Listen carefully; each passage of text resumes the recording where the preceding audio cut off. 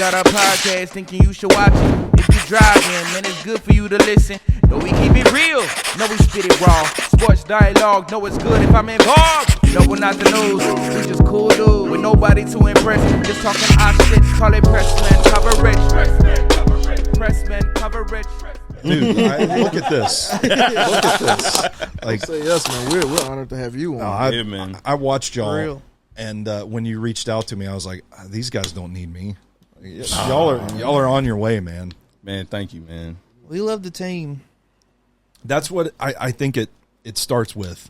Like, that's the foundation of it all, is like that has to come through when you're talking to people. Yeah. Yes. And it does. And I think that's the number one thing. If you've got that, you've got the key ingredient to connect to people. Yeah. And I think that's what it's all about in today's game, where there's just this saturation of products out there, and attention spans are short. Like, you've got to be able to reach people and to connect to them. Mm-hmm. Yeah, when we were talking about like starting this up, we kind of like, I was kind of in my head thinking, I was like, what would my role be like on a Titans podcast kind of thing? And I was telling them, I was like, I think I'm like the frustrated fan right now, where like, I'm a little annoyed where they're like a little bit more understanding or whatever. I'm just like, I've been in this hellhole for 25 years. Oh man, remember the 2005 season or I mean, 2014? I was in section.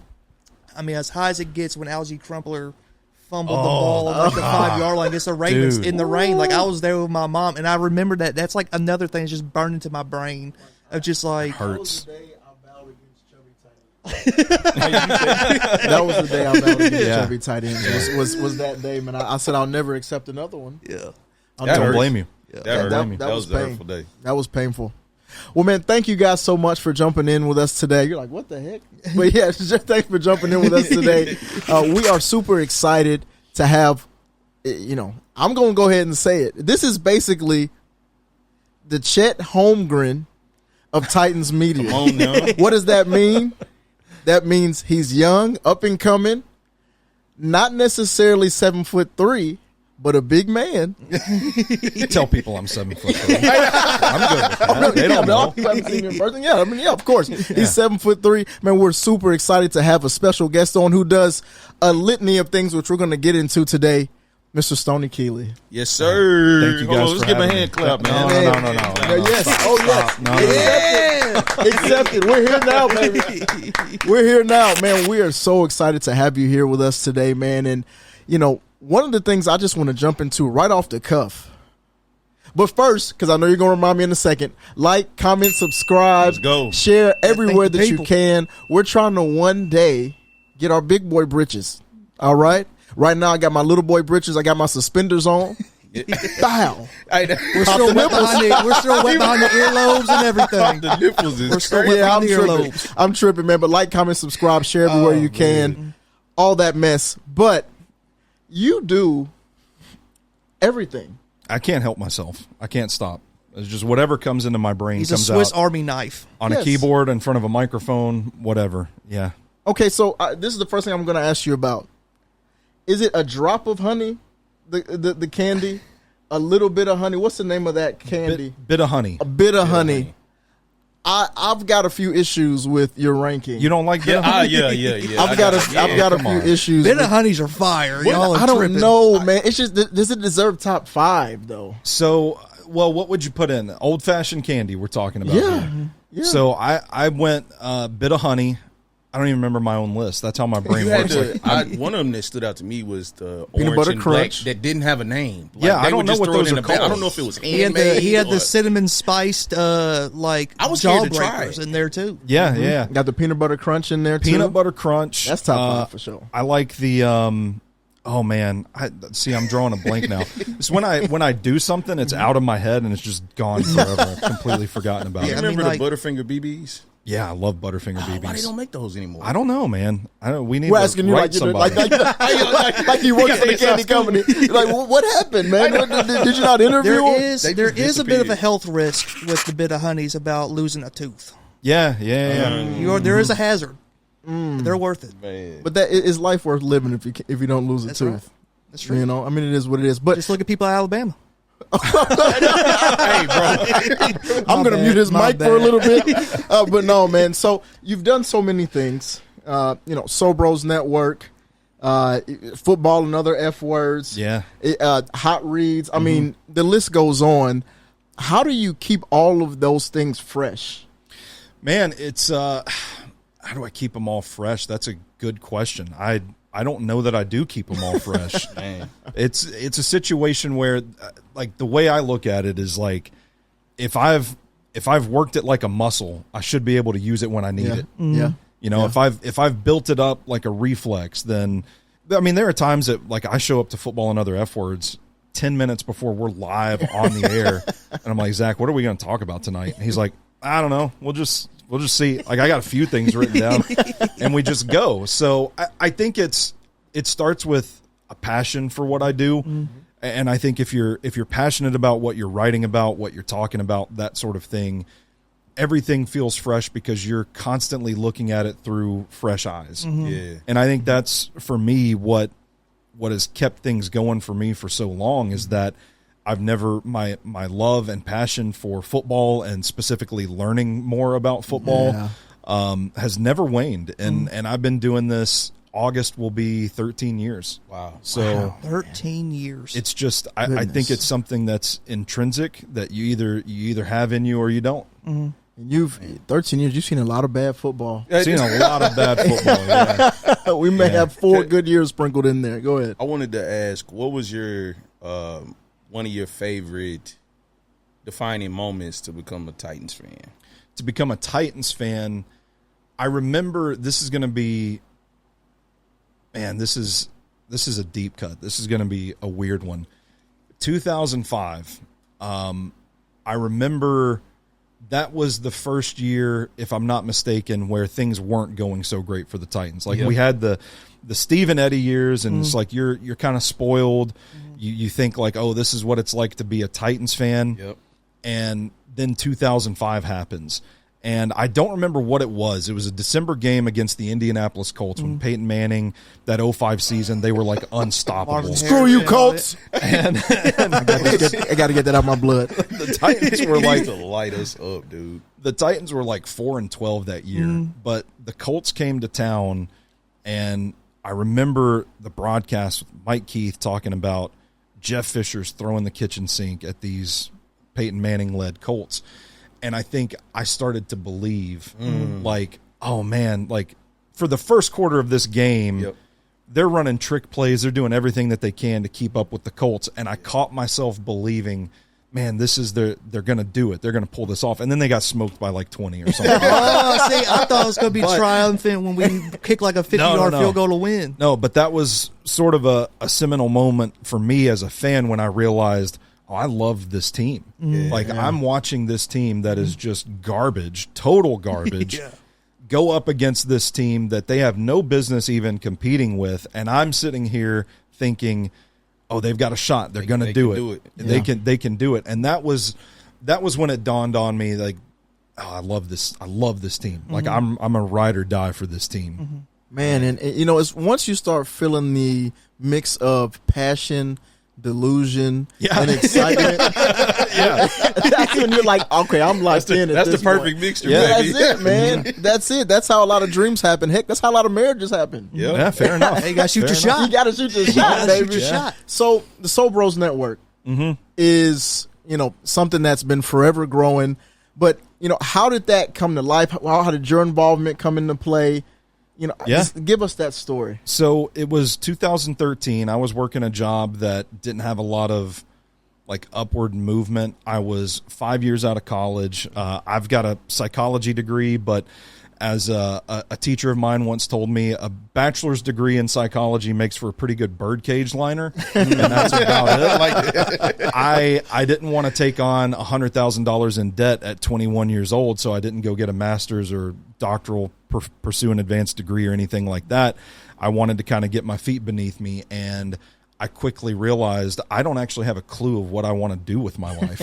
So I just go and I get these odd jobs, and I worked retail for a little bit, and then I got a job hand stitching leather journals.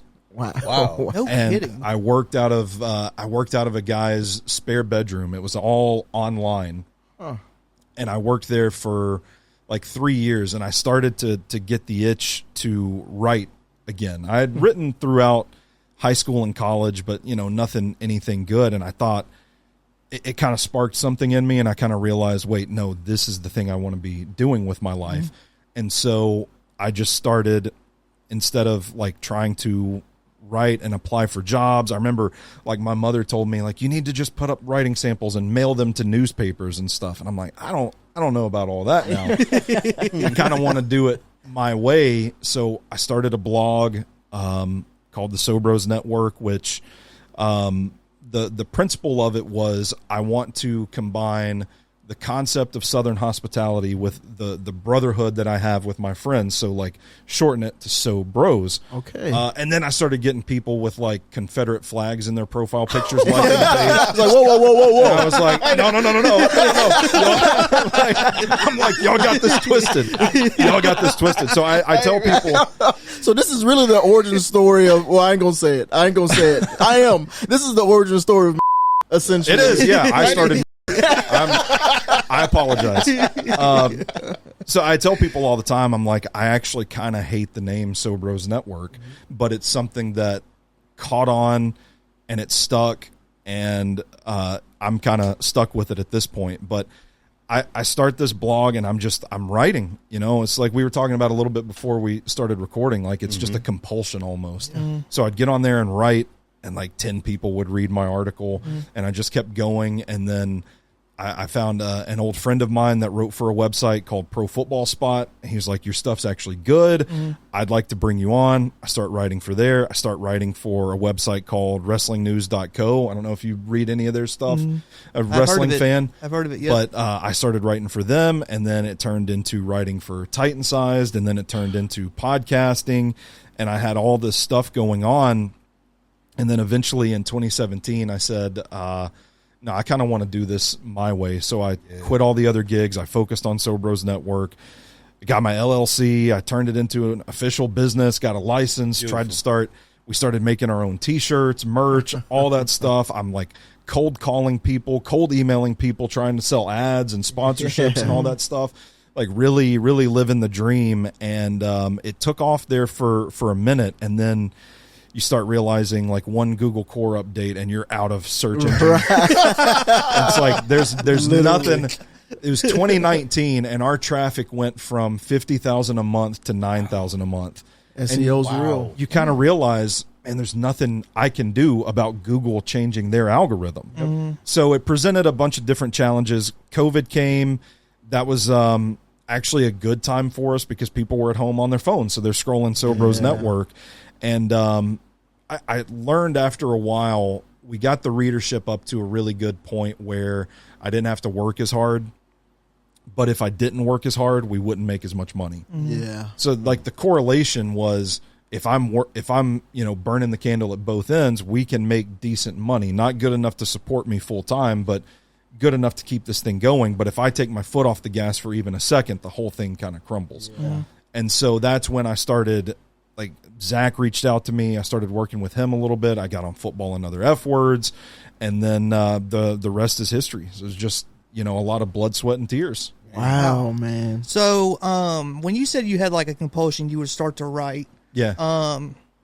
What were your means? Because I'm assuming this is all before like PFF and all this other stuff that was coming out. So what was your means of like getting your information, getting your stats and everything to form your articles? Oh, it was terrible stuff, by the way. I don't want it was like reason that the source? It was like box score stats, receiving yards, like, oh, Calvin Ridley had 100 yards in this game, so he must be a top 10 receiver in the NFL. It's like that kind of analysis. It was very early on in like all the analytics craze and stuff like that, and a lot of it wasn't readily available. So, I mean, a lot of it was just like eye test, just watching games, reading box scores and saying, oh, I think this guy had a good game because he had 50 yards receiving. And I'd almost be embarrassed to find some of those early articles and just know, like, I had no clue what I was talking about. Growth, man.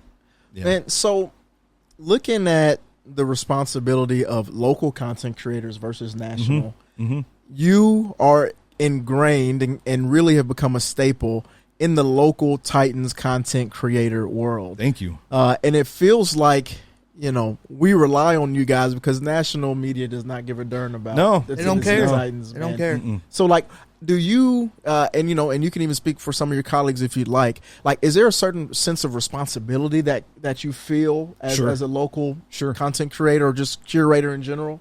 Yeah, absolutely. I think it's something that I take very seriously. One, on the level of, we have people that pay to subscribe to Stacking the Inbox to get the premium content, which are my film study pieces that are sometimes a little too crazy. It's like, Go down the rabbit hole. we might not need another 20-minute Cam Ward film study with 3,000 words written about it too. But That's amazing. I take that responsibility seriously. If you subscribe to Stacking the Inbox and you pay the $4.99 a month or whatever it is, I take that very seriously. I want to give you a good product, but there is something to what you're saying there is like, you look at some of the bigger markets, they have this core of local media guys that are really ingrained with the team, but they also have the analysts that are doing a lot of like film work and breaking down scheme and roster construction and like contract situations. And I think that is one area where like the Titans media group just hasn't really developed into that. I don't think it's big enough to go there yet. We've got a really good press corps, really good reporters that do produce good stories to talk about. Yeah. But I look at myself in this circle with a few others and think like it's my responsibility for Titans fans to prop up the film analysis, the scheme analysis, the draft deep dives and stuff that we do. Like I've had people reach out to me that have said like, you're one of our guys we go to for this stuff. There's not a lot of people doing it.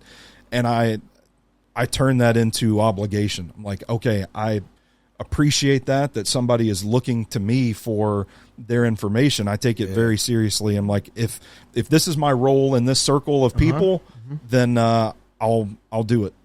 And it's something that's needed, because, we kind of coin ourselves. We're just the average fan. We just got a microphone and bought a few cameras, and here we are. But, the draft coverage that you did, at least for me, I don't know if this was the first time you had popped on the radio with some of the draft coverage and such, but I started kind of waiting for those segments to come just because, man, thank you. I'm old. I got a bunch of kids. You know what I mean? And it's like, all I can do is watch on Saturdays, maybe scroll through a few PFF grades, or whatever. But actually having somebody who dives into the film, and take that time, listen to different interviews that they're doing on the side, learn about personalities.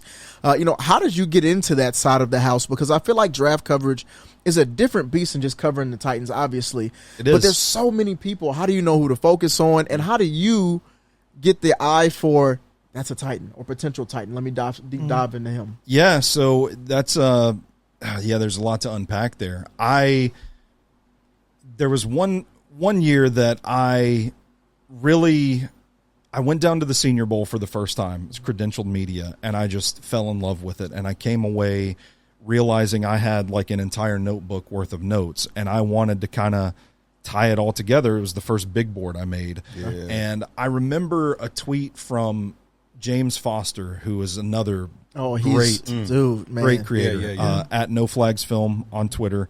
I remember him putting out a tweet once. It was like, I just Google or YouTube. If there's something like there's a concept or if there's a technique or something, I just use Google, YouTube to learn more about the game. Wow. And it was kind of like a light bulb going off for me because I had all these notes. And so I start comparing it, and then I'm looking at like, okay, well, I heard a coach on the field telling this player that his footwork was bad. I'm going to go to Google, and I'm just going to Google offensive line footwork and see what pops up. And so it was sort of this exploration of just like finding information and putting it together. And that's how I like really learned more about the game. And then I did slowly start to realize there is a wealth of resources on YouTube, on Google, where you can go find, like I'm watching like 4-hour blocking clinics of Alex Gibbs teaching inside zone to offensive linemen. I'm just like glued to the television. Like, oh, this is awesome. Now you're practicing, you're moving furniture in there. Yeah, but that was and then I talked to James a little bit. James is awesome. He's been good to me. And kind of seeing his content the way he did it was like, he's excellent, man. I was like, man, I think I could do this. I think if I figure some of this stuff out, learn a little bit more about the game, then I can help prop this portion of the circle up a little bit. Man, dude, that's awesome. And I think it's just something that this community needs. I think that, even with James, kind of the more popular his stuff got, the more, even not just with draft coverage, but he would kind of branch out and do different teams or whatever it may be. So it's really cool to have somebody who's mostly dedicated to what we do here. And in looking at that, let's kind of flip over to our draft and some of the UDFAs, man. And we've got training camp right around the corner. Mm-hmm. This is a time for, somebody's going to have to make a name for themselves real quick. Yep. And one of the people that we hope makes a name for themselves from the beginning and who's been doing really well, just released another video yesterday, is Mr. Cameron Ward himself. Yeah, Tell me, from a film perspective, what can we expect from him that's different from Will Levis? I think it's easy to see the mentality differences, but what have you seen from a film perspective? So I think he has a better feel for the game. I mean, plain and simple, there were times – I've described Will Levis as being half a second behind everybody else on the field. Yeah. It's like he just doesn't leave the pocket quick enough to evade that sack. Or he doesn't step up into the pocket to evade pressure coming around the side. I think Cam Ward has that feel for the game that Will Levis didn't have. You see it, like he's very comfortable under duress. He's confident to throw from any arm angle, off platform, regardless of whether his feet are set or not. Like he's got that confidence to make any throw that you need him to make, and he's got the arm talent to back it up. So I think for me, Will Levis is a supremely talented quarterback. I mean, the guy looks like he was built in a lab. Right. But he never developed that feel for the timing of the passing game. And I think that's something that Cam Ward already has in spades. Yeah, they said that. I think Brian Callahan said like one of the main critiques of Will Levis is that he's great in the room, but as soon as he steps out into the field, it's like a completely different person. Yeah, and I think you noticing that he's like maybe like a half second behind. I think it's like a perfect way to like describe that as him as a player. It's just he sees it, but he's just like, I don't know yet. Is something doesn't click, right? Yeah. It's like is it overthinking or overanalyzing, do you think? I don't like know, in because real time? It was on his tape in Kentucky too. Because I wrote about it as part of my profile of him. Is like I don't think it was something that he got to the NFL and was overcoached on. I just think it's a feel thing. I think some quarterbacks kind of see the field differently, see space, see how plays shape up, see how defenses respond, and I think it's like a neurological thing where they're quicker to react. It's just a more automatic thing, and I don't think Will Levis had that trait, that characteristic, whatever. Yeah, it always felt like he, especially after the first couple weeks of the season when he was getting a lot of scrutiny and everything. Yeah, he almost took it too literal to the part where he was like, check down Charlie, and then he wasn't like using his attributes at all, because he was, in my brain, I just think he was overthinking, and he was just like, I don't want to mess up, and you just can't have that in a quarterback, I don't believe. Yeah, and then you see later on in the season they tried to adjust to that by doing more play action, throwing more deep balls, because his arm is his strength. So like, I think Brian Callahan and company did a pretty good job of attacking like cover 3, sending vertical routes down the field to capitalize on Will Levis's arm. But the problem is the protection has to hold up. Because those routes, if you're going to send 3 receivers downfield, they got to get 15 to 20 yards. Your offensive line has to hold up for the time it takes for them to get downfield in order for him to even make those throws. And I think that's where they started to realize, I just don't think we got it here with with this quarterback. So, in your opinion, do you think that Will Levis should be on the team week 1? Well, I think I'll put it this way: if he's still on the roster and they haven't added any veterans, I think he still probably is your best option to win a game in a pinch if you need a backup to come in. But I think the desire is to pick up a draft pick and move him if they can. Because we talked about that there's like a human nature, right, where Will Levis could look at the fact that Cameron Ward is getting the new left tackle, he's getting J.C. Latham moved over the right tackle, he's getting Zeitler. Yeah. And there's like almost a resentment that could almost build in one's brain where it's just like, well, if I had like these pieces, I think I could have done exactly what you're doing. You went and got Cam Ward, the young wide receivers. You got him a revamped offensive line. Like, I'd like to see that with me, potentially. Yeah. So we kind of talk about, like, him potentially, like, getting a resentment thing. And my opinion is that he can't be on the team because I think that is toxic in a way. Distraction angle. Yeah. From everything that I've heard about Will Levis, I've never gotten to meet him, but from everything I've heard about him, he is very much head down, go to work, help the team. That he is kind of embracing this role, and if there is any sort of resentment over the improving situation around him, it hasn't been made vocal or it hasn't shown. So it's not to say that the resentment is not there, but I think it would have manifested by now if it were going to be an issue. Yeah, I took the approach of just looking at it as like, all right, in this particular chapter, you know it's not going to work. Yeah. I think his best case scenario is to come in if he's not moved, before the deadline, is to come in and be serviceable if we need him to win in a pinch like that. Yep. Because then this sets up his future and whatever other team is looking at him. You know what I mean? So for sure. Yeah, that's just my approach. Yeah, and I'll kind of steal one of your buddy Easton's takes as well. Is I am also of the mindset I don't want. I hate saying this out loud, but I'm gonna say it anyway. I almost don't want our backup quarterback to win us games if Cam Moore's not out there. Yeah, no, I get what you're saying. Yeah, like if Cam Moore gets, I'm not gonna say it.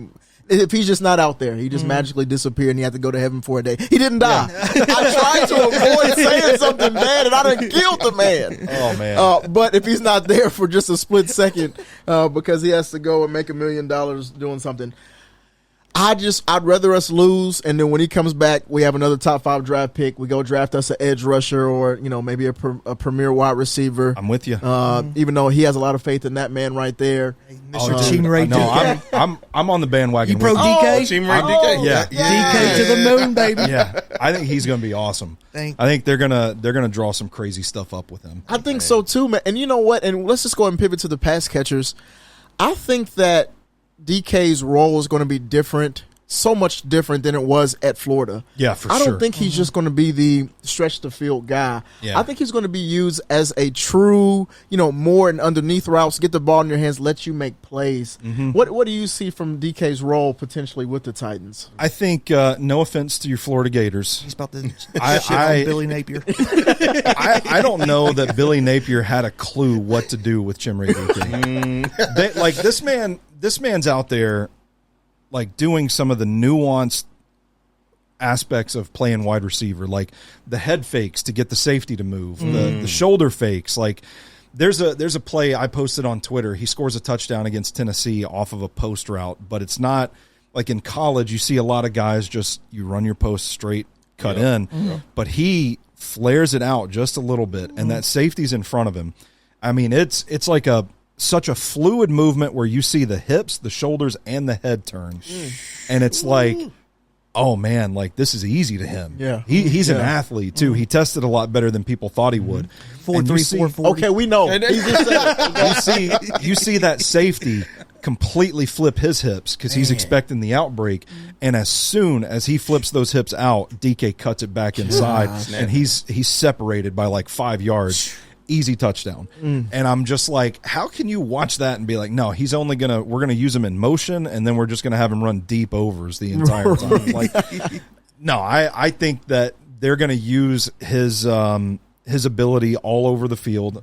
And I think it was Brian Callahan or Nick Holtz has already said in a press conference, like, no, he's going to play every position. He's going to be our Swiss Army knife. Yeah, exactly. And so I think with the traits, with the speed and the ability, man, there's so much untapped potential with him, and he's going to have the opportunity because it's not a very stacked wide receiver room right now. Right. I think they're going to play him a lot sooner than people are expecting, and I think he's going to surprise some people. If you had to give an NFL comp to him, who would it be? Man, that's tough. I know I'm putting you on the spot. You say Jerry Rice. Jerry Rice. There we go. Yeah. No, I'm trying to think of like who some of those good gadgety guys were, because like usage wise, I think Jamar Chase, the way Cincinnati will line him up outside, inside. Usage wise, before y'all start making all these extra my eyes got big. I was like, I'm on the spot too, so I'm not. No, it's fine. We're just going to clip this up and post it for clickbait. It's going to interact Jamar Chase. Yeah, should I look into the camera? Chimray DK is the next Jamar Chase. There you go. There's your clip. Clip that up, fellas. I'm just thinking, like Brian Callahan with Cincinnati. I don't know. That's where my brain goes. I'm like, that's his guy that he can use to move all around the formation. Obviously not as talented as Jamar Chase. No offense to your Florida Gators. But I do think that is how they will deploy him. And what about how they use Waddle? How they use who? Like Jalen Waddle. Jalen Waddle's a good one. Yeah. I think that's probably a little more apt here. Yeah. I think, before I forget, I think DK is going to be the return guy too. Really? Both. I think he's going to return him. Both. Yeah. Man, you know what? They're going to wear him out. They're going to wear that dude out. Yeah. Does that I'm jumping around a little bit here, just rock with me. Does that help or hurt Restrepo's chances of making the team? Well, see, man, that's a good question. I think it probably hurts his chances. But I don't know that, man, I'm trying to think of who I was talking to about this recently. We're talking about like the differences between kick return and punt return. Like punt return, you want the electric, jukey guy that can make people miss. With kick returns, where everybody's set and it's not just like chaos all around you, you want a guy that has good field vision. Yeah, and somebody brought up Restrepo as like that's his angle because he does have good field vision. He's not the best athlete, but if he could make a role for himself on special teams returning kicks, where it might not exacerbate his issues with athleticism as bad, that's his role to getting on the roster. But I just don't think that's going to happen because I think they're going to try DK at both and just see what they got. And if you're talking about a strictly receiving position, Restrepo is a slot guy in the NFL. I mean, I just don't think you're going to put him outside. And I like the story. I mean, I'm rooting for the guy. I've heard he's really, really made of the right stuff, good mental makeup. But it's hard for me to imagine him leapfrogging Tyler Lockett for that slot role right now. Is he on your 53 right now? Restrepo? Yeah. No, not right now. Ooh, so hot right take now. Stoney. When you're doing hot stones, there we go. When you're doing your draft analysis, I'm assuming you like looking at like the 40 times and everything. Oh yeah, that's How a part of it. How important is that 40 time when it comes to Xavier Restrepo and it being as slow as it was? So, one, I don't think 40 times matter as much as people think they do. I'm more of looking at like the quickness and the agility drills, like the 3-cone stuff. The 10-yard split on the 40 is important because I do think it shows burst off the line of scrimmage, that sort of thing. So I don't put as much stock in the 40 time. I also, man, I think like if you watched Xavier Restrepo and you thought this is a speed guy, you're kind of off base to begin with. So I don't think the speed in his case, it's just not his game. So what, he ran like a 4.8 or something like that. He looked like a 4.5, 4.6 player on tape to me, and that's pretty consistent. He says there was an injury when he ran the 40, all that stuff. It's all well and good. I didn't place a lot of stock in it because I never looked at him as a speed guy anyway. Yeah, when we brought him in and they said that he ran the 4.8, I was like, he's going to catch a ball in the middle and Tavandre Sweat's going to hawk him down. I was like, what are we doing here? Yeah. Well, I think he had the benefit of a loaded Miami team too, and they didn't have. I know they had Sam Brown in the draft as well, and Elijah Arroyo at tight end. They have 2 other guys that are going to be high draft picks next year as well, and I think you see the benefit of that on plays where Miami would run like 4 vertical routes, and then guys would start breaking off, and it's like, okay, the speed guys are running deep, they're pulling the defense back. So it opens up space for when Restrepo would break that thing off inside underneath. He catches a ball with nobody within 10 yards of him. And it's not an indictment of Restrepo. It's just you've got a lot of talent around you. You've got a system and a quarterback that knows how to exploit coverages. It kind of sets you up for success. And the big question is that going to translate at the next level when you don't have the traits to overcome it? You don't have the speed to really stand out. And I think it's a difficult path for him, but by the same token, I look at the mental makeup of the guy, and I think, I wouldn't want to bet against him either. Yeah, it's true.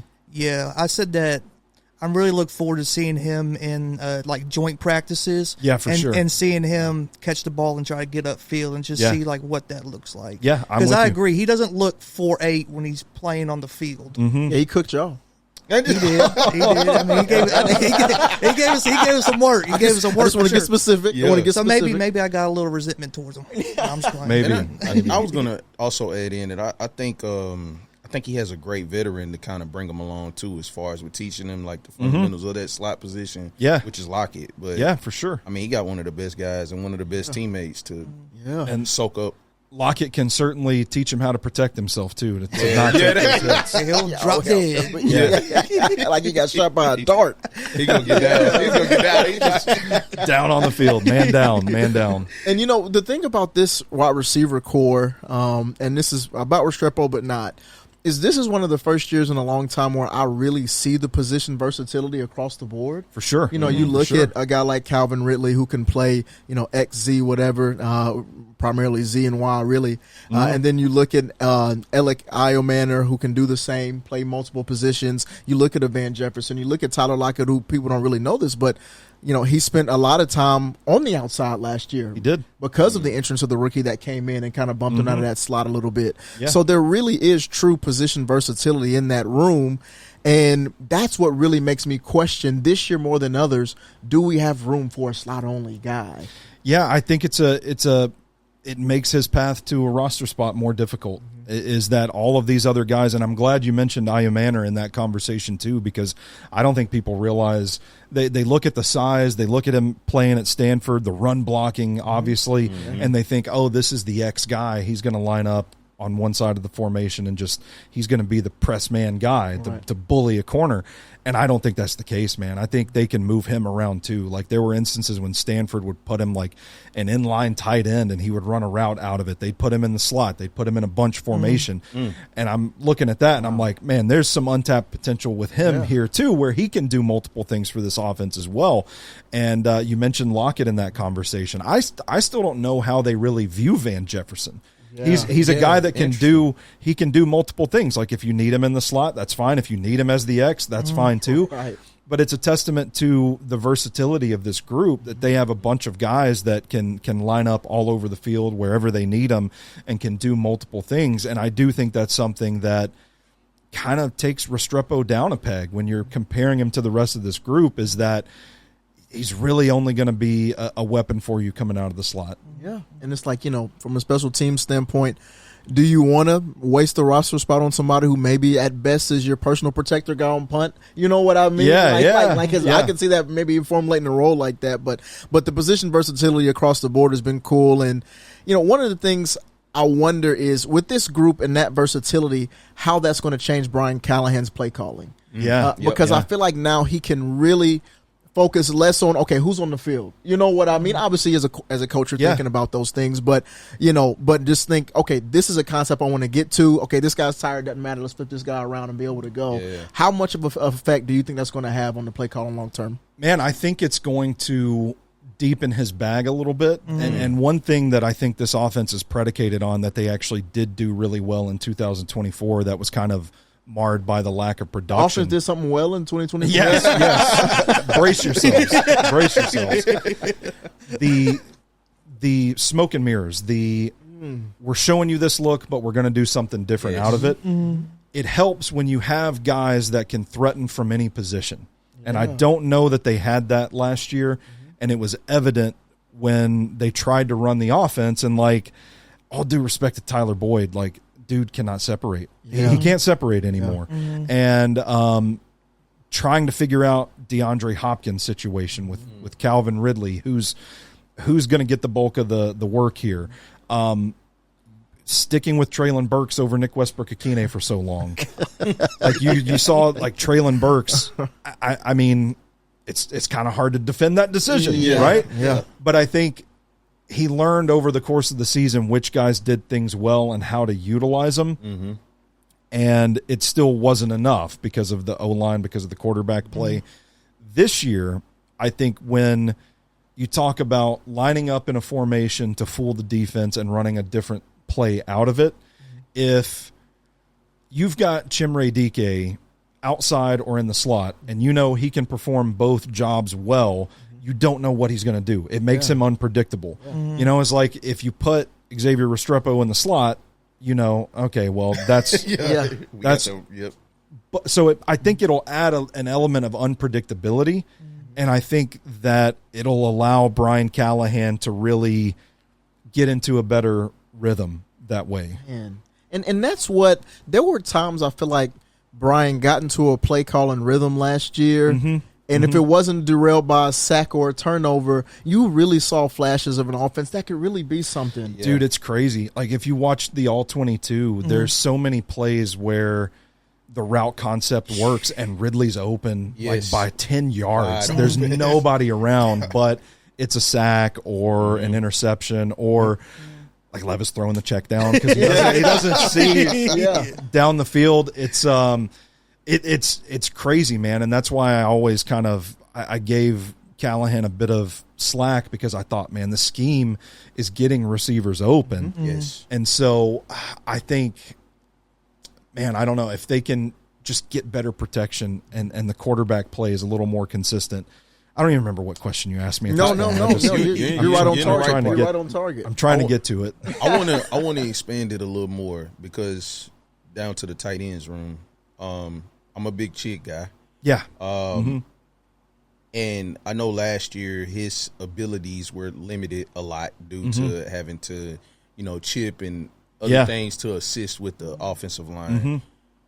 With these different type of unknown weapons that Cali can get creative with, how do you look at that being translated over to now Chig being involved and being able to be sent out? I mean, hopefully this offensive line is what we expect it to be. I mean, it's a pretty nice price tag on it, but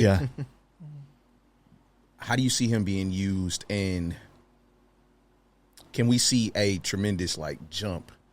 I would like to, for sure. I mean, I think he's a really talented guy. I don't really have a good read on how they feel about him in the building, but just watching the tape, you see the skill set when he's asked to run a route downfield, or if they get the ball to him in catch and run situations, you can see him pull away from a defense. Like that touchdown late in the Houston game where they upset him. Took off. That was a 8 or 10 yard pass that he took to the house. I think if you use him more as a weapon, you don't have to have him in to chip, to help out in the blocking, that sort of thing. Also, a lot of the routes off of those plays where he is chipping, he's just, you chip, you help out on the block, and then you get out to the flat to be a safety valve for your quarterback. And I just wanted to see him more out downfield, put him out in the slot, and they did. To be fair, they lined him up out there when they could, And they had him run routes out of the backfield, all kinds of stuff. But when the protection is so bad that you absolutely have to have tight end help on every other play, yes, you get into a point where it's like, okay, do we just sacrifice the protection and hope the ball gets out quick enough, or do we keep pulling tight ends, extra guys in to help block, and maybe the ball actually gets out then? Yeah. It's a really tough spot for that coaching staff to have been in with Chig. I think that he has the ability and the talent to be something really fun, really special in this offense. It's just a matter of how they need him or where they need him on game days. Yeah. And, because I'm of the mindset where I think he'll be our most productive tight end, but he may not lead the room in snaps. I could see a room where Gunnar Helm I'm with you. Just has the majority of not majority, but he leads in snap count versus Chig. But Chig, and I try to temper my expectations. I don't expect Chig to have 800 yards or so, but bump it up 150 from where you've been. He's normally around 400, 450. Give us a 600-yard season. I think you've, and that still may not be enough to keep him around, for longer, just because I think that it may be easier to find that in the draft than to pay a guy. But I think he could do some things. Yeah, and I do think that they're pretty high on Gunnar Helm, but I don't think he has the athleticism or the speed that Chig has. And I think maybe he's a more reliable inline guy, and I think, again, I'm not reporting this or anything, but I think if you look at the way the roster and the tight end room is constructed, it's easy to say, oh man, Gunnar can be more of your inline Y tight end, and maybe we can move Chig out and use him big slot or that kind of thing. Get creative, exactly. Yeah, and that will be awesome. And a place where I don't want to get creative is with my left tackle. You're a film guy. Yeah. Dan Moore in his initial interview with us was like, well, if you watch my tape, I'm not too concerned about the sack numbers. Yeah. And that I had to adjust my mind to hear what he was really saying when he said that. 'Cause I'm like, dog, I am looking at the sack numbers, big dog. 12 of them. 12 of them, man. Come on. Yeah. But I've seen a lot of people really talk about, he was affected by his quarterback situation. He was, and a lot of things were attributed to him that weren't his fault. What did you see on the film? So I think it's fair to say that all of those sacks were not on Dan Moore Jr. I think there were times where I'm watching Russell Wilson. I'm like, man, does this guy, every bone in this guy's body pops when he gets out of bed in the He looks old. He looks old.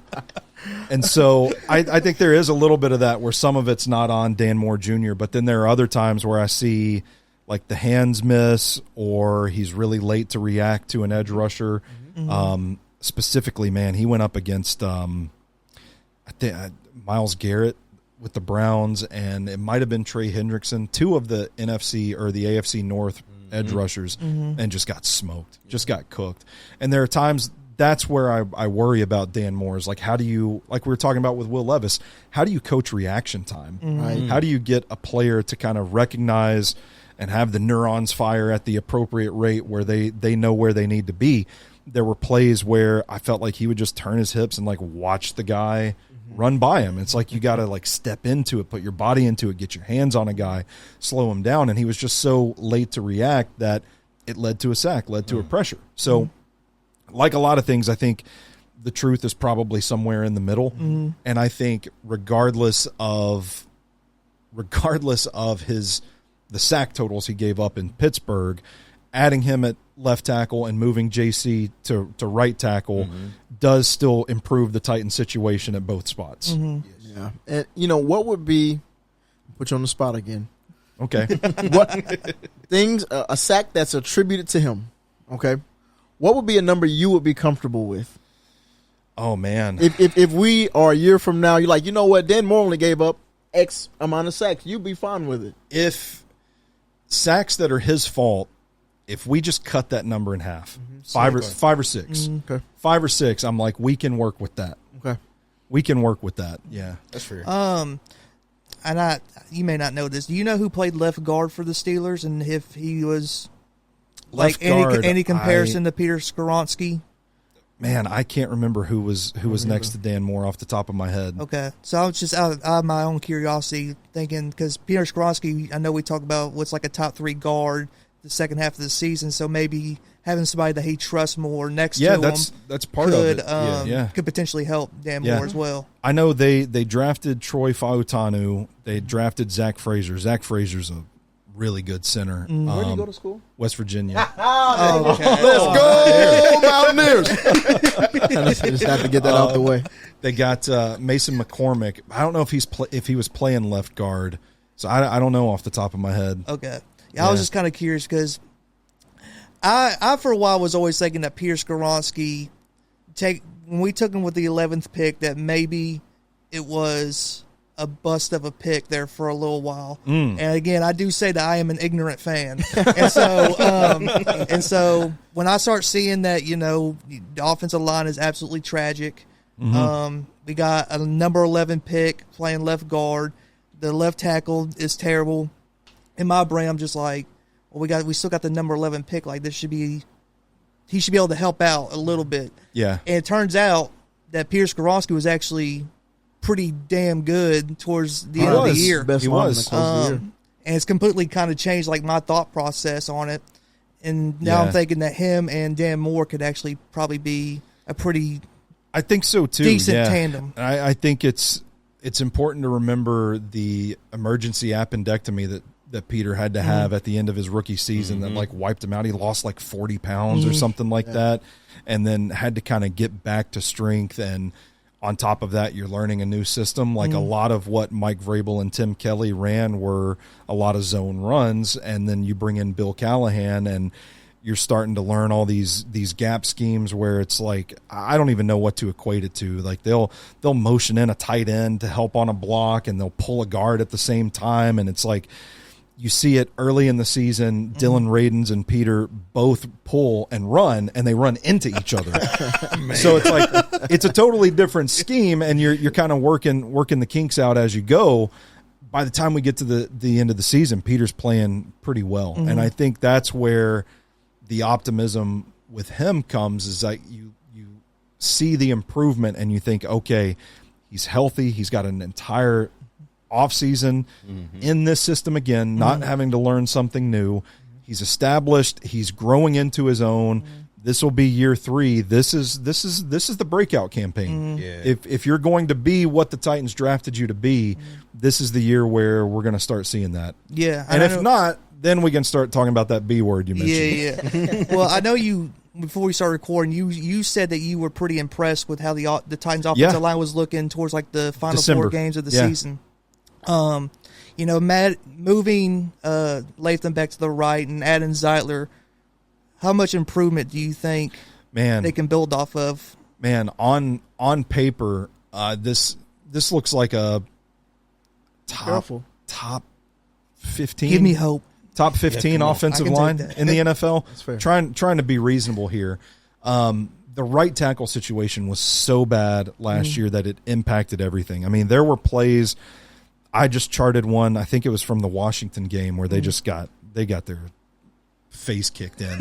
Where they had the right tackle, NPF, and Jalen Duncan, and a tight end on the right side, just to try and help contain. And so they rotated guys. I don't know how many different people played right tackle last year. So it was just atrocious. And then you pair that on the other side with J.C. Latham hitting that rookie wall, which he equates to conditioning, not really being ready his rookie year. He's taken that a little more seriously. So you think both ends later on, they start to slip. Well, then this unit kind of gels together. They started playing John Ojukwu at right tackle, who I'm still on the hype train. Man. Despite what everybody has to say about John Ojukwu. Why? I think he was their best right tackle last year. No kidding. I can't act like that's a big shock because everybody else sucks. I was going to say, Yeah. TD was sitting in that seat. We talked about NPF, and all he did was... Yeah, he just Dude, it was bad. And I think that it's a low bar to say you were the best right tackle for the Titans in 2024. Well, Like, I think it's not. I might have been, if they had put me out there, I might have been the best right tackle. well, the motto for the past couple of years about this offensive line is that it can't get much worse. Yeah. And it has. Yeah. So we just have like yeah. this, apathy. We're a little scared all the time about like it could maybe possibly get worse. So they put John Ojukwu in. Dylan Radins gets healthy. Daniel Brunskill was a serviceable guy at center. Peter was healthy, and then JC kind of course corrected. They played those guys together for several weeks in a row, and that's when it felt like things started to gel a little bit. And again, it's not saying much, but it's still like you can start to see the vision of what this offense looks like if the Titans aren't having to add like 2 players to the end of the line of scrimmage to help block the right side. So do you think they have to be good week 1? Because I am of the impression that they have to be ready to go week 1. Yeah, and I'm of the impression give them some time. Where's your tolerance level to where it's like you have to have it clicking by this time? I think week 1 is tough because you're going up against that Broncos defense, and then you're going up against that Rams defense. So I would say week 3 is the game where you've got a chance against I don't want to say an inferior opponent because I think they still have a good defensive line too. No, you Colts. say it. You say it. Say it with pride. It's a step down from the first 2. Okay. So I'll put it that way. That's fair. I'll put it that way. That's the game where you'll have had 2 games to kind of gel, build some chemistry, and then I want to see the results. I'm not going to hold it against you guys if you go out against a good Broncos front, a good Rams front, and you're not that productive. I don't want to see. I don't want to see Cam Ward getting splattered all over the field. Right. I'm not saying you've got a free pass to just totally suck, but I'm going to be looking at that third game as like that's when things need to start clicking. Do you think where do you feel like Cushenberry is at? And do you feel like that is a necessary piece that we need back as early as possible? It's tough because I think you want your starting 5 together. Yeah. Is the opportunity to build chemistry and gel. That's a really important thing for the offensive line. I think that's where it hurts if he's not able to go. And the way things are trending right now, I'm starting to think that Cushenberry's not going to start the season. Crap. And now they have faith in Corey Levin, but again, we're starting to get back to a territory of like, we can put Jalen Duncan in. We got faith in Jalen Duncan. Yeah. We got faith in Isaiah Prince. We got faith in John Ojukwu. It's like we've been there before, and it hasn't worked out very well. So Corey Levin's an experienced guy. He's a good player. He's been a good depth piece. He's made a nice career for himself in the NFL. I think it's going to be a tall task to go out there against the Broncos and the Rams if he does have to start the season. So I think it would be a pretty significant blow if Cushenberry's not able to go. Yeah, we call Corey Levin the unkillable. Yeah, you can't get rid of him. He always finds a way back. He's a cockroach. He's been through like 5 different with all due regimes. respect. Yeah. So if Lloyd's not, by the end of training camp, if he's not back on the field as, I won't say full. I don't know how you even equate this. I'm going to say 3/4 participant. Yeah. Mm-hmm. Odds of him playing week 1 are probably pretty slim, I would assume. I would think so, too, yeah. That's what I would assume. Okay, so you've mentioned John Ojukwu a few times. The only thing I'm going to say it. The only thing I can't get past is I feel like his right leg goes straight too quick when he runs. Yeah. It bothers me. I know that's a really random thing, but it's like he'll run and get a little stiff, I can't do it. But is he on your 53, though? I mean, Blake Hance, Corey Levin, I'm talking about backups here. I and think your favorite player in the draft, Jackson Slater. Yes. That's 8. There's no way you've got him. I think he's the last guy in. At number 9. Over Crenshaw Dixon? Well, I did my 53. I've got Crenshaw Dixon on. I've got him keeping 10 offensive linemen. Okay, that's what I was going to ask you. Wow. I mean, as we get into the numbers, like I'm only doing 6 receivers. That's why Restrepo's not on. Makes sense. Because I think they're really thin.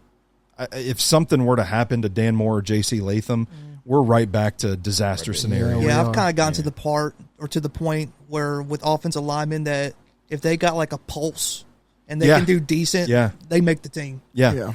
So if something happens to one of those guys, you're looking at Blake Hance being your swing tackle, and that's not you need some depth there. I think they're actually pretty decent depth wise at the interior. I think with guys like Corey Levin, Jackson Slater is a developmental guy, and then there's another guard. His name's escaping me.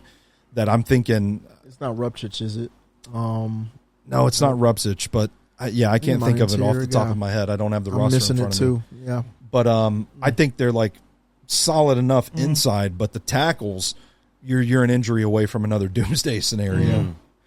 So you've got Ojukwu over Aliudo. Yeah, I think, I think Ojukwu kind of has. And I've already told you about the straight leg thing. Yeah, and I know, like it's funny, you watch his tape and it's like his hands and his body move before his feet do. So it's like he's over here turning to block, but his feet are still, it's so funny, man. But he's kind of, like they can't get rid of him either because, and I don't know if it's because just a lack of competition, he's the best they've got, but like Jalen Duncan couldn't really stay healthy. He never progressed. Isaiah Prince was a guy that they brought in, and then he had like 3 penalties in the Vikings game. Man, oh my and God. he should was have played cut. basketball. He was He's like out of there. 6'10" up there. Like. Yeah, they had Jerron Christian in the preseason. He didn't work out. Who's the other guy I'm trying to think of? Leroy Watson was another guy that was a little undisciplined, penalties, stuff like that. And so I don't know if Ojukwu ended up looking good because he was the best of a bad situation. But I don't know that the situation at tackle is much better this year and the depth end of it. So it's like you're competing against Jalen Duncan again, Blake Hance, and Brandon Crenshaw-Dixon, who I think is he's got some really good tape, man. Didn't test that well. Don't point to me. Don't point to me. I know he went to Florida. Didn't test that well, but man, he's got some really good tape going up against SEC pass rushers. He's got the size. I think he's a guy that they believe in, but you're asking a lot of an undrafted free agent rookie to come in and immediately be the backup to Latham or Moore. And I think OJ has that experience. He's battle tested. You got nicknames. He's Start calling him Juice Man. Man, this is a real thing for you. Do you guys know? I don't know if I've put it out there. The story of why I like Ojukwu so much is entirely selfish purposes. Yeah, let us know.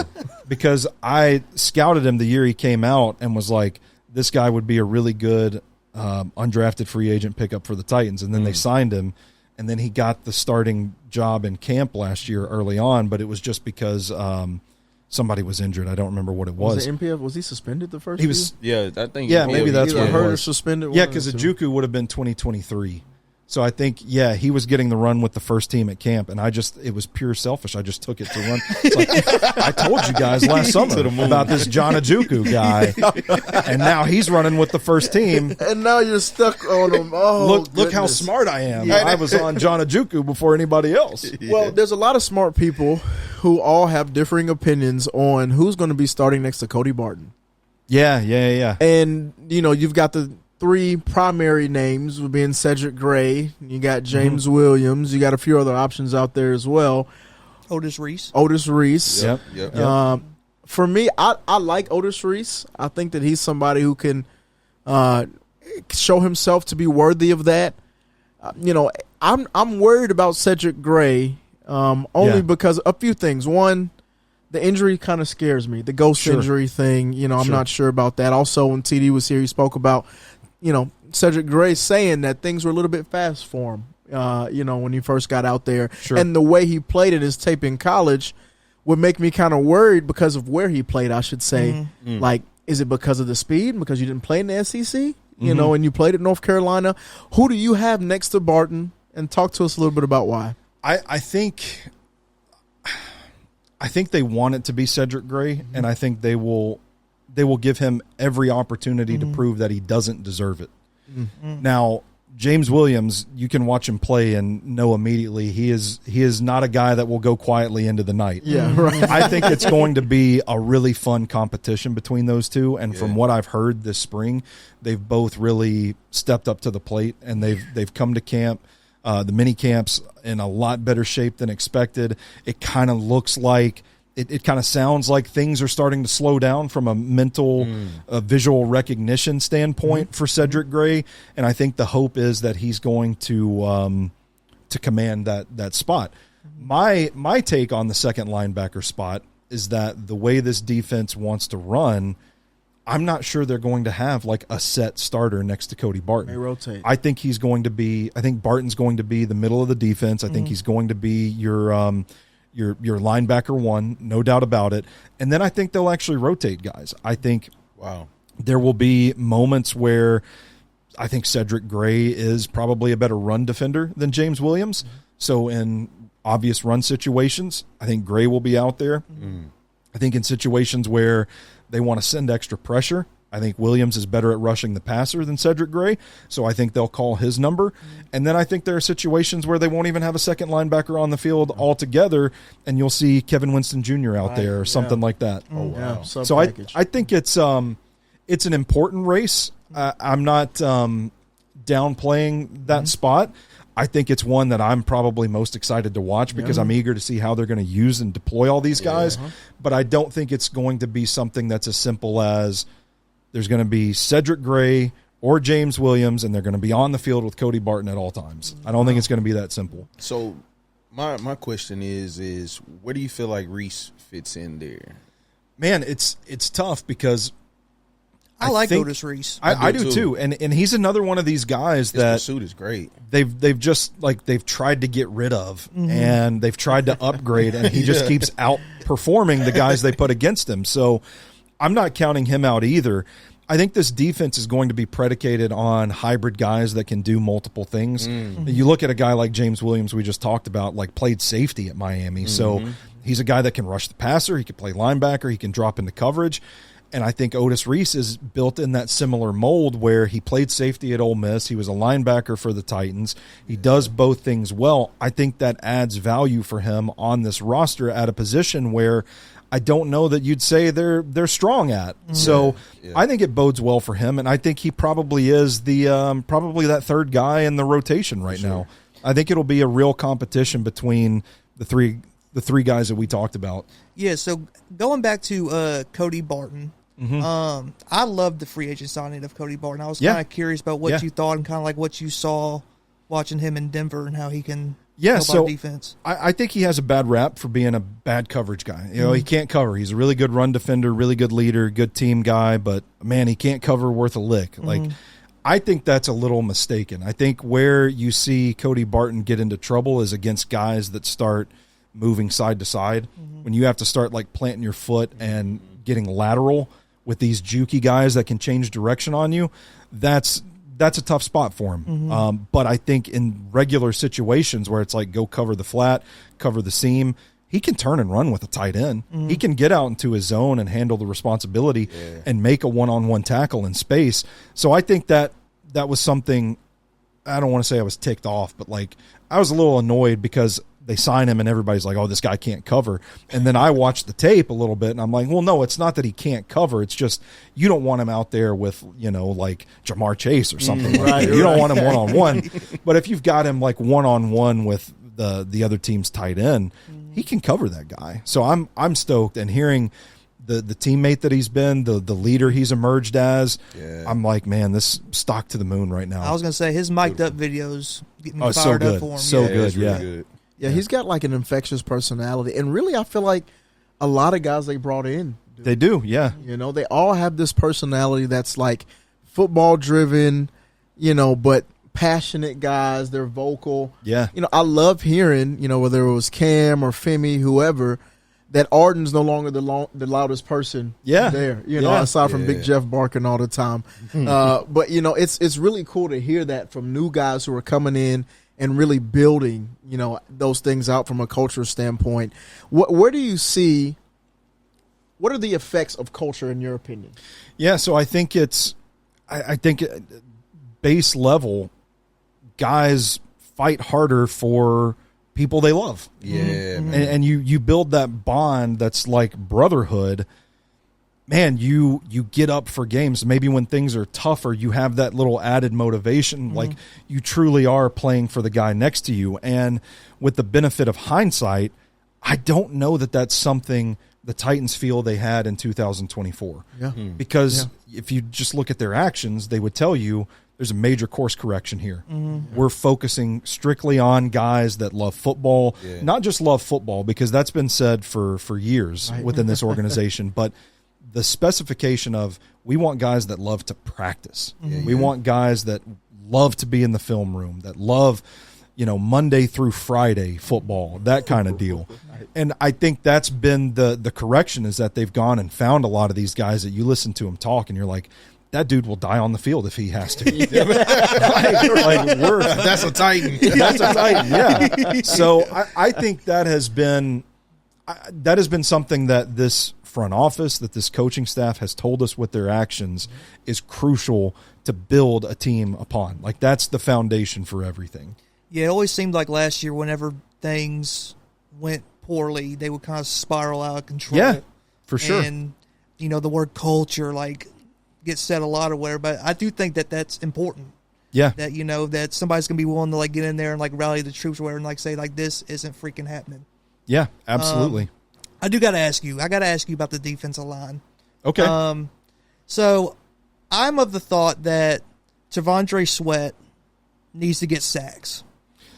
Okay. 5 to 7, nothing crazy. Okay. I'm kind of just curious about your opinion, just because I don't see our edges getting sacks. So I think we've got to be able to affect the quarterback and bring him to the ground, more importantly. Yeah, I agree with that. I think the edge group is still a work Is in there any progress. hope? You have any numbers you can give us? I was not the biggest fan of Femi Oladejo when they drafted him. I think he's a little raw. I think there were some more established NFL-ready pass rushers when they took him, and then they just really didn't address the position at all in free agency. And so Lorenzo Carter, hello. Listen, people are actually sleeping on him. No, he can set the edge you like a Lorenzo? motherfucker. Yeah. But I remember when they signed him, Zach went and watched a bunch of Lorenzo Carter tape because he was also like, this guy has no production. Like, where's this guy from? And then he goes and watches the tape. The next time I see him, he's like, I've watched 5 games of Lorenzo Carter, and the guy can actually play. He just doesn't show up in the box score.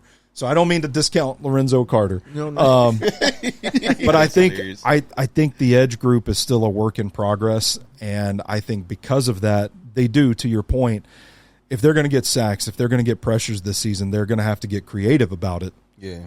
The thing with Tavandre is, man, they've still got to get back to stopping the run because Washington gashed them. I mean, oh man, the Colts gashed them. Yeah, it was a liability, and it's kind of like going back to the offensive side of the ball. It's why I think the game is really won or lost in the trenches. Is like if your protection can't hold up, your offense can't function. And similar principle, if your defense can't stop the run, opposing offenses don't have to do anything tricky or creative to beat you. They can just line up and pound the ball. Run, And so I think, first and foremost, the top priority for this defensive line is stopping the run. And I think Tavandre has the size to be a big part of that. Now, where I want to see Tavandre Sweat improve, and this is a great point that Coach Mack made on Buck's show earlier in the week, that I hadn't really thought of it like this, but if you've got 2 guys like Tavandre and Jeff Simmons on that line, and the opposing offense has to choose, we can't do one-on-ones with both of these guys because they'll cook us. So we've got to double somebody. In situations where teams choose to double Jeff, which is probably, if you're an offensive coordinator, you'd want to stop Simmons before you'd want to stop Sweat. In those situations where the protection slides to Jeff and Tavandre's left one-on-one, he's got to be able to get to the quarterback in those spots. And I think that's something we can see him improve on. He's got the feet. He's got the hands to do it. Really quick feet for a man of his size. And his hands, I always thought were underrated. Even watching his Texas tape, getting ready for the draft, powerful hand strikes where offensive linemen try to get their hands on him and he just swats them down like it's like a little baby trying to come after him or something. He's just like, get down from here. And then combining that, marrying the hand and the foot usage with pressures and actually not just winning your one-on-one, but pursuing the quarterback after it. I think that's the next step for him. And I think, to your point, that's where you're going to see him start getting sacks and start leading to the production. And if he can get 5 or 6 sacks, man, we're cooking. But I think it's isolating those matchups and then winning them. That's the next step for him. interesting. Now I have a question about Femi. So when I watched some of his tape, I really liked his discipline and ability to set the edge. Yeah, for sure. For sure. And I liked his pursuit. I thought he was a really, really good run stopper. Plays hard, you know too. what I mean? So do you think when it comes to Denard and being creative with how we get stops and get into the quarterback, do you think, in a sense, he simplifies the game for Femi? I think so. Just go get him. I think You know what I mean? it's a starting point. It's like, this is the thing you already do well, and we just talked about them needing to stop the run. Like, setting the edge is a part of that too. Yeah. They need guys that can do that, and so I think it's an important role for Femi to start in, and then you build the pass rush skill set out of that. I think that probably will be the plan with Femi, but I think it is encouraging that he already has a skill that he's really good at, that also happens to be a skill that the Titans really need. Somebody to set those edges. Because, man, you watch back some of the 2024 tape, and teams figured out, like, we can just kind of clog up Jeff and Tavandre, get our running back on the perimeter. Nobody's going to stop him. No. Landry fell off a cliff in terms of being able to set the brother. edge. I don't know what happened, man. Yeah, it's I don't know if it's just like father time comes for us all at some point, but it was his 2024. There were times I legit forgot he was a Titan. Like, I watched every game like 4 or 5 times, and I would still get to the end of the week and be like, oh yeah, Harold Landry's here. he was invisible, man. It was crazy. Yeah. And I think they kind of put a lot of pressure on Arden last year to be something that he's not. And I think getting somebody that can at least set the other edge can free him up to get after the quarterback a little bit more too, which is his specialty. And then I think that's going to be a situation where we just try to get by in 2025. We try to develop Femi Oladejo into being a stud, and then we go get our thoroughbred next year. Yes. And that's what's been, I keep trying to plug in Draymond Jones. They're high on him. I think his skill set is a really cool skill set to have. Yeah. And let's say we go out next year, we draft with our first round pick an edge rusher. He's the perfect type of piece that it's not going to be the same type of role, but he could become that Danico Autry for us that just gets took the words out of my mouth. A ton of sacks, stops the run and becomes that guy. For this year, I keep fighting myself where, like, do I want him to take more snaps away from Femi, Arden Key, play more on the inside, but do I want him to take snaps away from Jeff or Sweat? Like, how do you see him plugging into the D-line? I think it's versatility, and I think the defense that Denard wants to run, go back and watch some of those Ravens defenses when he was there, watch the Eagles defense, the way they deploy their players.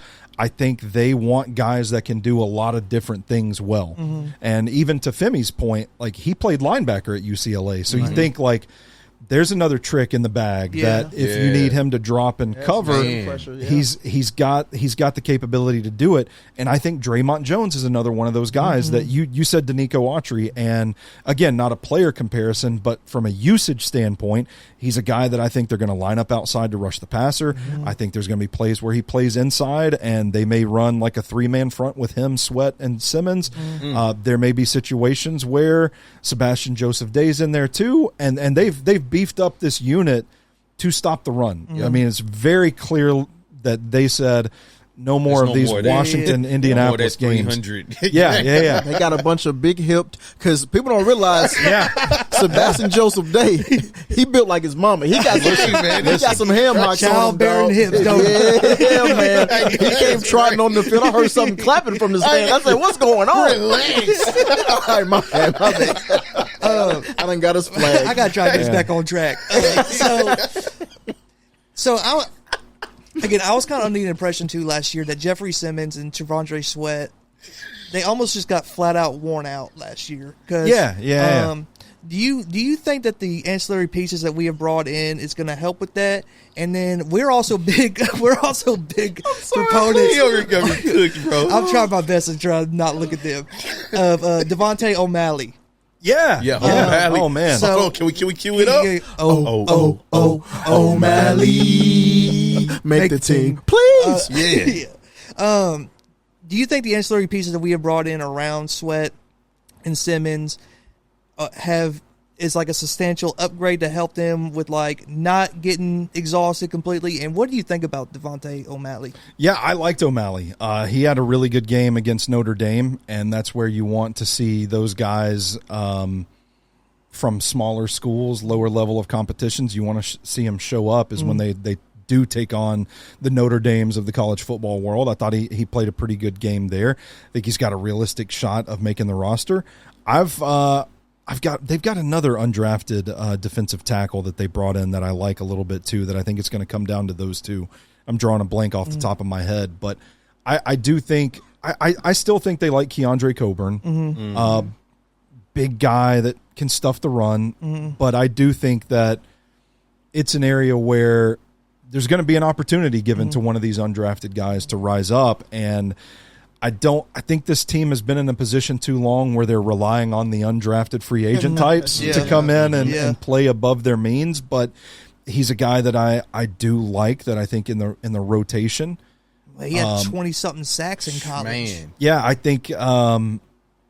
So what about him? When you get 20-something sacks, I would think that you would get drafted. What about his game made him like not? Because even 8 sacks last year is a lot. 12 tackles for loss. Yeah, it was. What do you feel like went under the radar when, I guess, analyzing a player such as O'Malley, because he hit the box score? I mean, is there? Yeah, you know and I mean? you see players like that all the time that just kind of, they don't come up in the conversation soon enough in the process because everybody's watching the SEC and the Big Ten and all that stuff, and a lot of these guys late in the process. I think O'Malley was an addition to the Hula Bowl, either the Hula Bowl or the Tropical Bowl, one of the really early all-star games where, like, you've got scouts from like the UFL, the XFL, the CFL there too, and some guys parlay that into an invite to like the Senior Bowl, the Shrine Bowl, that sort of thing. But that's still, you're talking about November, December before these guys start popping up. Yeah. And the Hula Bowl and the Tropical Bowl were early January. And so I think O'Malley was at one of those games, but just the larger point of guys falling through the cracks is like, you might not find out about somebody until they get to one of these all-star games and they show out that week, and suddenly the Senior Bowl's calling. And I think, do you guys remember Ryan Flournoy, the wide receiver from like Southeastern Missouri State? He plays for the Cowboys now, but he was a guy that nobody knew about, and then he goes to the Hula Bowl, has a fantastic week of practice.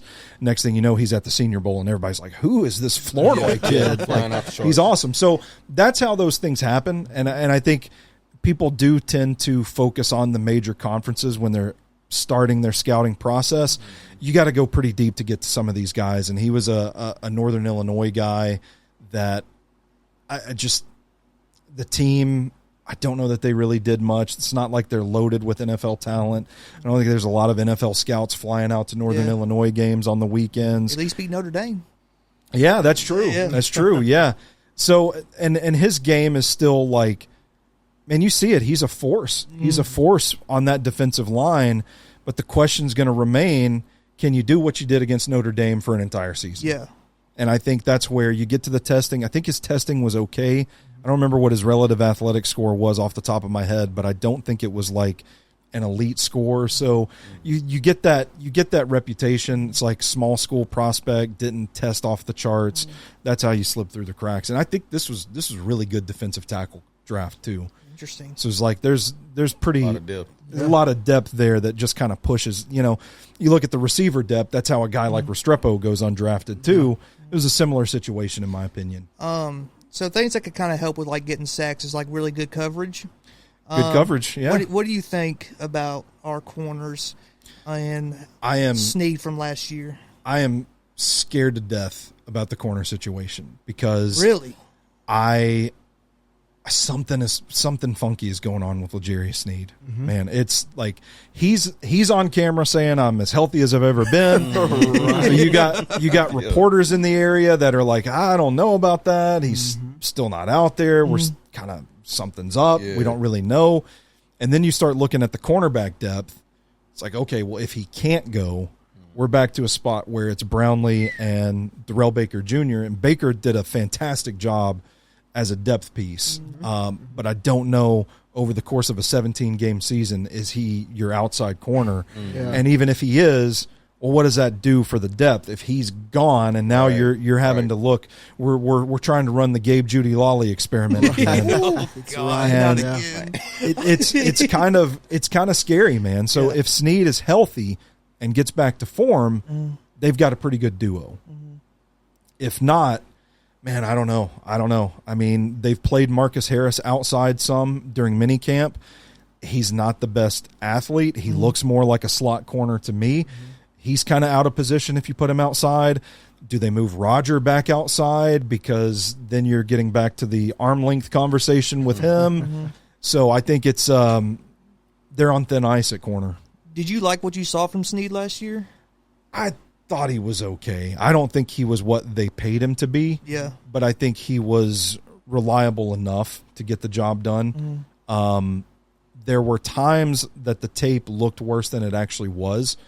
And Zach told me that Blaine Bishop actually explained this to him, but there were routes where Sneed looked like he was beat, like the guy got behind him. And I think Blaine explained to Zach, like, that's by design. If you can punch a guy at the line of scrimmage, you've disrupted the timing. He can't get to the spot where the throw is going to be quickly enough. So it may look like the guy is behind you, but you've won the rep technically. And so I think there was a lot of that where it looked worse than it actually was. But at the same time, the health is an issue. And if you can't stay healthy, then, what are we paying you all this? We traded for you. Yeah. We gave up draft capital. It's looking more and more like Kansas City won that trade. I'll just put it that way. Yeah, he's another situation for me. If he's not on the field during training camp, part of me doesn't expect him to play until Christmas. Like, I just don't know, when we'll actually see him. And at this point, it's like, okay, what exactly are you rehabbing again? Is it still the quad? Are we talking about the knee? Yeah. Did a fragment from the bullet you shot allegedly? I don't know. So, okay, I'm going to hit you with some rapid fire questions. I'm putting you on the spot. This is our new segment called Hot Stones. There we go. I like it. Okay, so James Lynch, is he on your 53? No. Woo! No. I think they want to go younger. Okay. And I think it's going to be one of the guys, O'Malley or the other guy who I can't remember off the top of my head.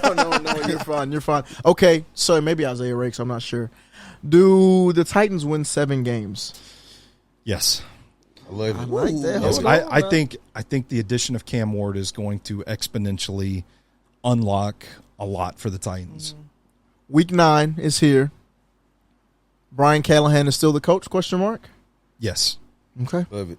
Okay, and I guess with having us at least 7 wins, we'll probably get there. Okay, I've got another one for you. This may be the hottest take. Okay. All right. Easton Freeze, Zach Lyons, 1-on-1, 5 routes against each other. They get the flip, wide receiver and cornerback. Okay. Who do you have? Now, I understand that Zach is similar to Randy. I will say myself, but I'm going to pass it to him. When he's challenged in certain departments in terms of height. Yeah. But the feistiness is there. I was about to say he's I've going to. seen him get feisty. He could be a Roger McCreary situation.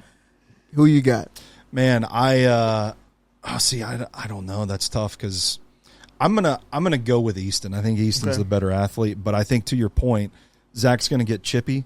Zach is a guy that he's sharp. He kind of realizes his limitations.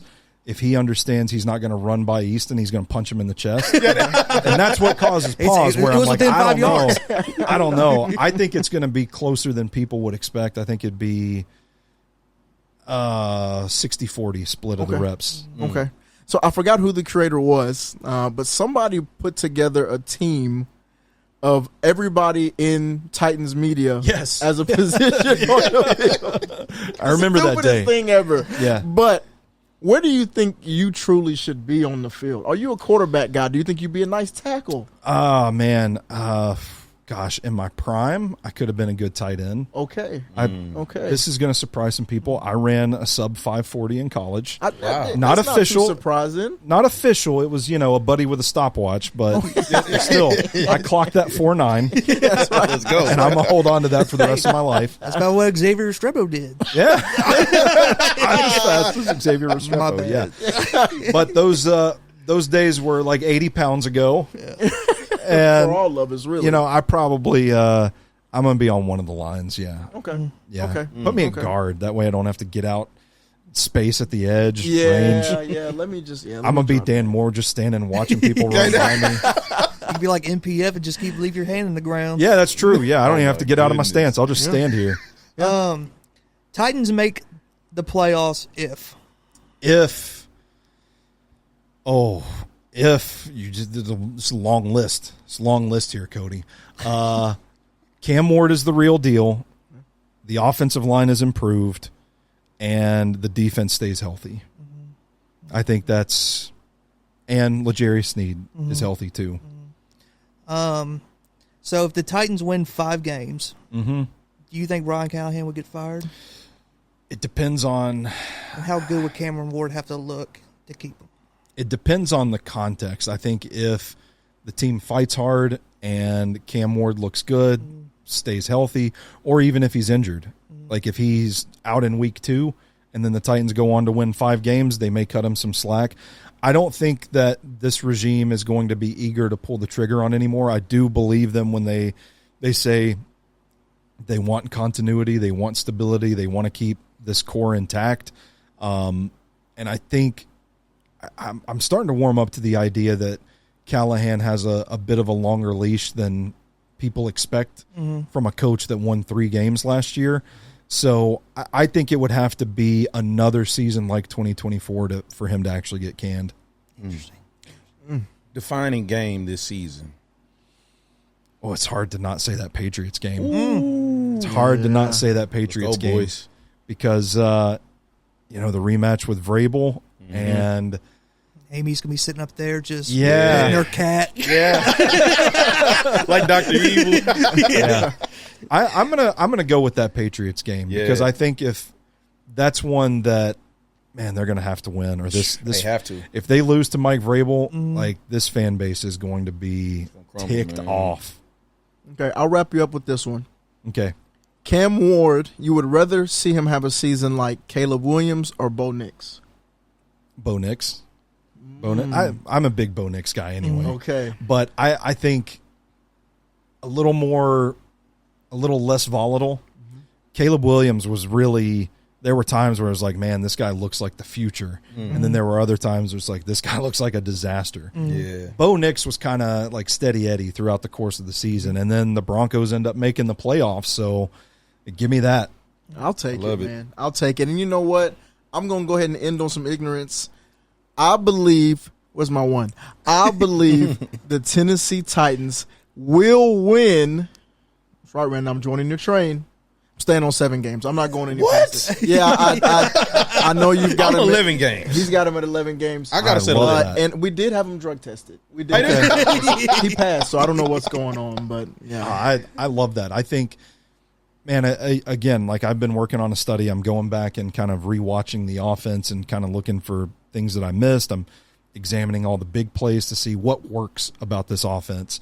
And I've watched so many plays where I've thought there's a touchdown left on the field. Right there. Touchdown on the field. And so I think, man, if the offensive line improves, if Cam, Yes. I think Cam's going to be an improvement over Levis. It's just a matter of when, not if. Yep. So when this thing clicks, I think the Titans can have that rapid turnaround. Everybody talks about Washington and Jaden Where's Daniels. the first? I'm think looking at that same type of situation. Yeah, I'm like, man, just by virtue of the offensive me line getting a little bit better Yep. and just competent quarterback play. That's That's all all we you need. All we need. And I think, man, I'm salivating. Hey. Like we gotta see this. I want to see Cam Ward running this offense. Let's go. Liam, Broadway every weekend. Shirts off. I'm going shirts off. CAM. I just, oh, Let's man. do it. I believe. Okay, well, first of all, I want to make sure we do this to end here. Thank you so much for jumping on with us. Happy to hop on anytime. I want you to know that to the Titans community, and we know I'm in several group messages, which is all of 50 people, but that is a good representation of the community as a whole. You are well respected. You are appreciated. You are loved. We love your work. Continue to do what you do, man. We need more people like you in the community who's just dedicated to seeing our team be successful. And in times we're not documenting that in an accurate format as well. So thank you so much for doing that, man. I just want you to know you're a staple of the community. We appreciate you joining us today. Man, I appreciate your time. I appreciate you guys having me on anytime. Anytime you need somebody to yap for an hour, I'm good for it. We're going to hold you to that. Is Kit Kats in your all-time favorite top 10? Ooh. Top 10? Top 10. Probably, yeah. Okay, is it number 1? It's not number 1. Thank you guys so much for joining Pressman coverage.